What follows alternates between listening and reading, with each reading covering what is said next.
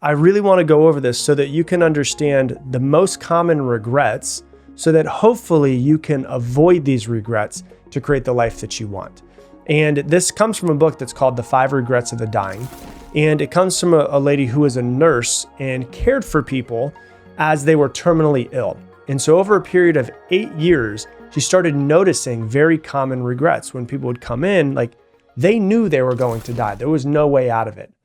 And so they start to confess to her and to say things to her that they've never said to anybody before, because they get to the point they feel like they need to get it off their chest. And it's a really great book to learn from to not make the same mistakes as well. One of the things that Tony Robbins says is success leaves clues. And I believe that. Like if you want to be successful, you don't need to reinvent the wheel. It's also the same thing when you look at this, where I think failure also leaves clues. And I don't want to call these people's lives failures. That's not what I mean by that. But obviously, if they had regrets, very, very common regrets at the end of their life, well, then I should be looking at that. We should be looking at that and going, noted, I've got this.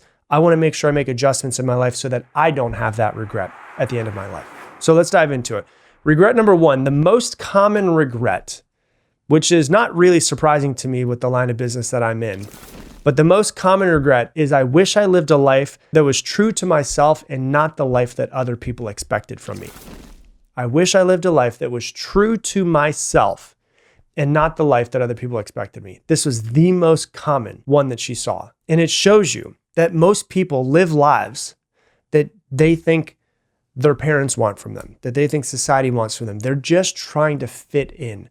And in turn, what they're doing is they're molding and changing themselves into somebody else that's not their true self. They don't follow their passions because they're too afraid of what other people may say or might think about them. The main regret is not having lived a life that was true to themselves. Man, like that's really, really sad to think about, isn't it? And if you listen to this podcast for a while, I always talk about, through childhood, how we become who we are, how we break away from our true self so that we can basically get our parents' love and have that connection with our primary caregivers. But a lot of people don't reclaim their true self and start going on the path of their true self. Isn't that crazy if you really think about it? Like if you just take a step back, I've done this. We've all done this. Isn't it crazy that we allow what other people think of us to come in the way of what we truly want in our lives?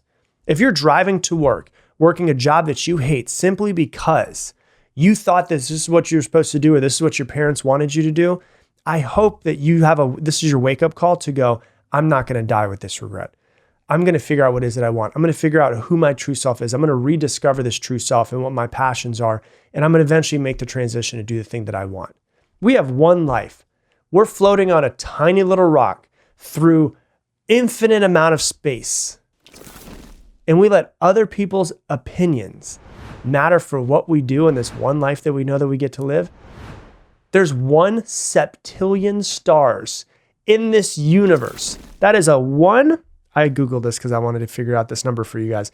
A 1 followed by 24 zeros. 1 septillion stars.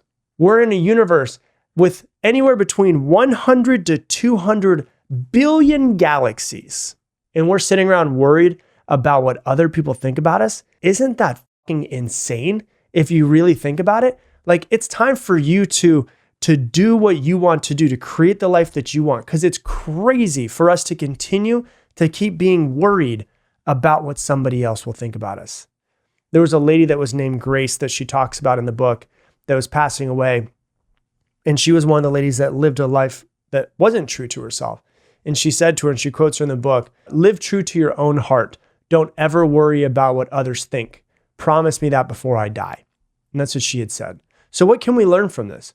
We need to learn to live life on our own terms. If people don't like who you are or what you want to do, and you're not hurting anybody else, but you're just being truly yourself, to hell with them. I don't care who they are. Like this is your one shot at this life. Do what you're passionate about. Do what you want. Do what lights you up. What's always in the back of your mind, but you haven't had the courage to do? And there's that idea of like this quote of if you can't stop thinking about it, don't stop working towards it. Living for approval is like renting out your soul at a discount and nobody ever pays you back. So you've got to ask yourself, if nobody knew what I was doing with my life, would I still choose to do what I'm doing now? If not, what would you do? So that's number one. Number two, the second most common regret was I wish I hadn't worked so hard. A lot of the ones she said that said this were older men. And although, like for me, I do talk about working really hard, working hard towards your dreams, there does need to be some form of balance. When I first read this book about 10 years ago, I was like, hardcore work. But there needs to be balance. You could put a lot of work into something in the first couple of years so that it gives you a whole lot less work later on. And so, she speaks about a man who worked hard for 15 years with a company to save up for his retirement so that he could travel with his wife. So he gets to the date where he's supposed to be retiring and he's looking at his finances. He's like, yeah, I think we're good. He's like, you know what, honey, I'm going to do one more year, right? He worked really hard for 15 years, saved up for retirement. Him and his wife were ready to go travel. He said, I'm going to do one more year. He figured, I worked 15 years. What's one more year? She waited his whole working life for him so he could finally retire. 3 months before that final year was over, she died. He never got to travel with his wife. And so when he was sitting there on his deathbed, he was filled with all of this grief because all she wanted was time with him. And she never really got it. And there's a quote that's in the book. I'm going to read it to you. He says, I wish I hadn't worked so hard. I was a damn fool. I worked too damn hard and now I'm a lonely, dying man. The chase of closing a deal became addicting to me. This wonderful woman waited so patiently for me to retire. And now, of course, as I sit here dying, I see that just being a good person is more than enough in life. Why do we depend so much on the material world to validate us? It's just the chase for more and the need to be recognized through our achievements and our belongings that hinder us from the real things in life, like times with loved ones, time doing things that we love to do. There's nothing wrong with loving what you do, but now I see it's really all about balance. So that was his quote. So when we look at this, what can we learn from this one? It's okay to love what you do and to work really hard with something that you're passionate about, but you've got to have some form of balance. Like you're not just trying to pay the bills and work and die. You're trying to actually live life. Like, why do you want to make money? Well, you want to make money so that you can experience life. What is it going to give you? What do you want to do with it? And I would recommend don't work hard for material things. Never let those things like be in the driver's seat of your life, like cars and house and phones and all of those different types of things. Don't try to keep up with the Joneses. It's like in Fight Club, they say advertisement has us chasing cars and clothes, working jobs that we hate so we can buy stuff that we don't need. Hustle's really cool and trendy until it empties you. And success without fulfillment is the ultimate failure. Another thing that Tony Robbins says. Your family doesn't care about the trophies. They want your attention. In the future, the only ones that will remember how hard you worked will be your children. And the reason why was because you weren't around. So that's the second thing. Don't work so hard. Number 3 most common was I wish I had the courage to express my feelings. So she gives an example of a man that she cared for who was a Holocaust survivor. And at the end of his life, he was really sad because he went through obviously the worst things in the world. So he put these walls up and he never really let anybody in his life in, and his wife and his grandchildren and his children. So he kept this armor up all the time. And at the end of the life, he was regretting that he never felt like he let his wife and kids really know who he was. And he regretted never really being vulnerable with them and letting his true self out. And so your feelings are valid. Your feelings need to learn to be expressed. You need to learn to be vulnerable. And vulnerability is not weakness. It's your personal truth without the armor up anymore. And most of us, I did this for years, just walk around like emotional tanks. We're just armored up. We've got all the armor up, and then we're not letting anybody in. And we're wondering why we feel kind of lonely. Well, it's because you've never let anybody in. You've had the armor up for so long. So, if you died tomorrow, what part of you would die with what would be unspoken? This love that you have for other people that you've had and you've felt, but you've never actually said to them. Or maybe grief that you've had that you've never fully expressed in any sort of way. Or maybe you have massive amounts of gratitude for something or someone. And you feel it, but you just never actually said it out loud. You need to get yourself to say it. You need to get yourself to feel it. Once again, vulnerability is not weakness. It is your truth without the armor. And so that's number 3. Number 4 was I wish I had stayed in touch with my friends. the author had a lot of people that were towards the end of their lives start to realize that they worked so hard and they lost touch with a lot of their friends that really mattered with them. They got too into the business and they got too into working and too into the family. And they were lonely at the end of their lives because they let those friends slip away. They got too busy, other things were going on. And they really regretted not keeping in touch with some of their friends, like their chosen family. And they let everyday life just kind of get in the way of it. And those relationships over years just kind of faded away. And they have these regrets of like, I wish I would have spent more time with my friends, not just my family 100%, but other people that you also love that are not your own blood. So what can you learn from this?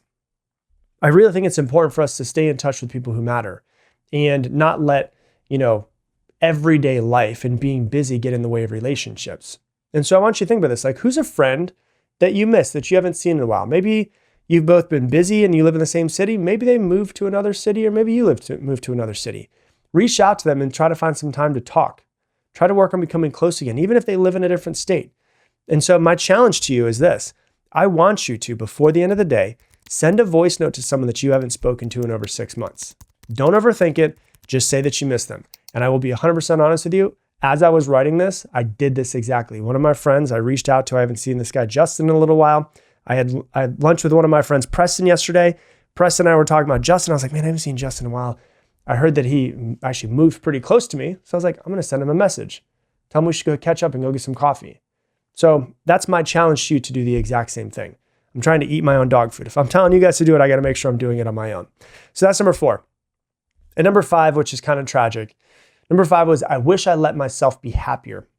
And this one can be challenging because, with advertisements constantly telling us that we're not good enough or smart enough or thin enough or pretty enough, or, you don't have a nice enough car or a nice enough house, you're not good enough.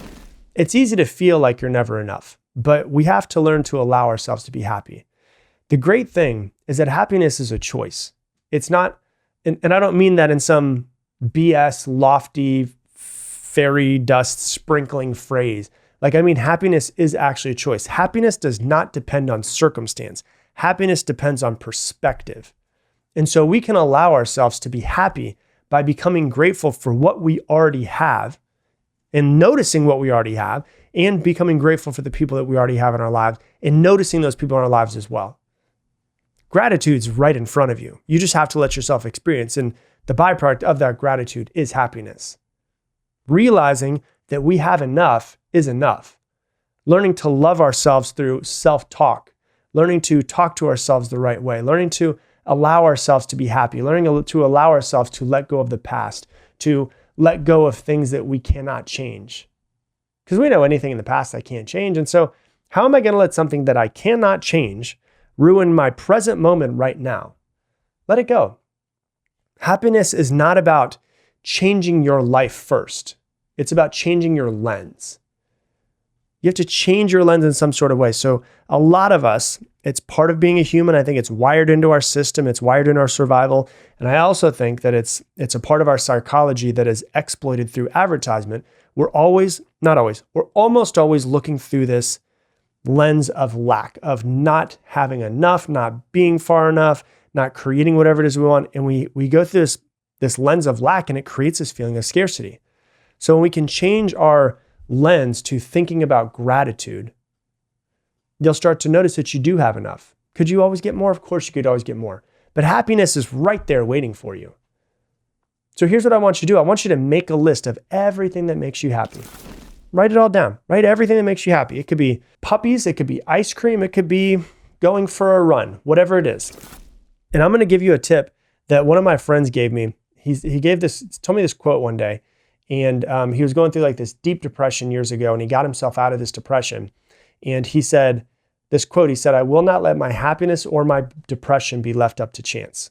And what he did when he was depressed is he said, what used to make me happy? And he made this massive list of all of these big things and tiny things that made him happy. And then what he said is he would wake up every single morning, he would look at the list of things that made him happy, and then he would ask himself, how can I do a couple of these things today?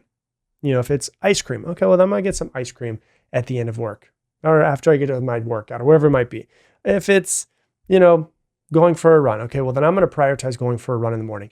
And he started putting these things in his life that he knew made him happy every single day. He would plan them out and put them in, one or two of them, nothing crazy. And he started noticing he became happier because he stopped avoiding the things that made him happy. And so here's what I want you to think about. Which one of these regrets hits you the hardest and why? Think about it for a second. How can you make adjustments? What will your life look like if you don't change and you end up regretting that thing at the end of your life as well? What will you miss out on? What dreams will you not be able to create? How different would your life be if you decided, you know what, I'm going to change this regret? What would you be able to accomplish? What would you do? What would your life look like? And what do you need to do this week to take the first step towards releasing that regret now so that you don't get to the end of your life and think, I wish I would have lived a life that's true to myself, or I wish I would have not worked so hard, or I wish that I would have hung out with my friends more. What can you do this week to take the first step towards actually working towards not having that regret? Hey, thanks so much for watching this video. Based off of what you watch, YouTube thinks that you should be clicking this video and watching this one next. And if you want to subscribe so you don't miss any more videos, click that button right there.